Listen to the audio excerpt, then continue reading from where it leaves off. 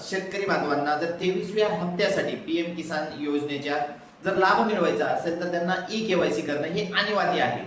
जे शेतकरी बांधव ई-केवायसी करतील अशा शेतकरी बांधवांना इथून पुढे पीएम किसान योजनेचा लाभ हा मिळू शकतो.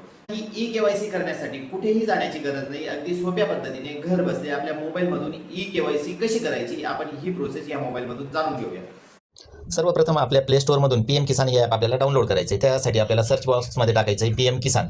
पीएम किसान टाईप केल्यानंतर अगदी वरतीच आपल्याला पीएम किसान गोल हे ॲप दिसेल. त्यात आपल्याला इन्स्टॉल करून घ्यायचं आहे. इन्स्टॉल केल्यानंतर आपल्याला ते ओपन करायचं आहे. ओपन करत असताना आपल्याला त्यावेळेस काही परमिशन्स विचारेल. त्यावेळेस त्या परमिशन आपल्याला आलो करून द्यायचे. आलो केल्यानंतर या पद्धतीचं पेज दिसेल, प्रायव्हसी आणि नेक्स्ट. सुरुवातीला आपल्याला प्रायव्हसी पॉलिसी या टॅबवर क्लिक करायचे. त्या सगळ्या सूचना आपल्याला त्या वाचायच्या आहे खालीवरती करून, आणि वरच्या साईडला उजव्या साईडला कोपऱ्यात क्लिक करून आपल्याला लँग्वेज सिलेक्ट करायची आहे. त्यात आपल्याला इंग्लिश आणि हिंदी लँग्वेज दिलेली आहे. त्यात जर समजा आपण इंग्लिश लँग्वेज सिलेक्ट केली, इंग्लिश सिलेक्ट केल्यानंतर सबमिट करायचं आहे.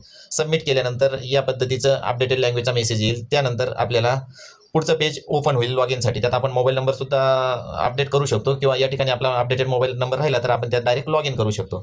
लॉग इन करत असताना आपल्याला लॉग इन टॅबवर क्लिक करायचं आहे. लॉग इन टॅबवर क्लिक केल्यानंतर लॉग इनचा आपल्याला टाईप विचारला जाईल, कोणत्या टाईपसाठी आपल्याला लॉग इन करायचं आहे. यात आपल्याला बेनिफिशरी लॉग इन करायची, म्हणून आपल्याला बेनिफिशरीवर क्लिक करायचे. बेनिफिशरीवर क्लिक केल्यानंतर त्यापुढे आपल्याला रजिस्ट्रेशन आयडीद्वारेही लॉग इन करता येईल, किंवा आधार नंबरद्वारे सुद्धा लॉग इन करता येईल. तर या ठिकाणी आपण आधार नंबरद्वारे लॉग इन करूया. आधार नंबरद्वारे लॉग इन करत असताना आपला 12 डिजिटचा आधार नंबर त्यात टाकायचा आहे, आणि फेस ऑथेंटिकेशनसाठी आपल्याला त्या ठिकाणी क्लिक करायची. फेस ऑथेंटिकेशन करत असताना फेशियल ई-केवायसी लॉग इन या पर्यायावर क्लिक करत असताना आपल्याकडे फेशियल ऑथेंटिकेशनचं ते ॲप असेल तर आपल्याला ते ओपन होईल.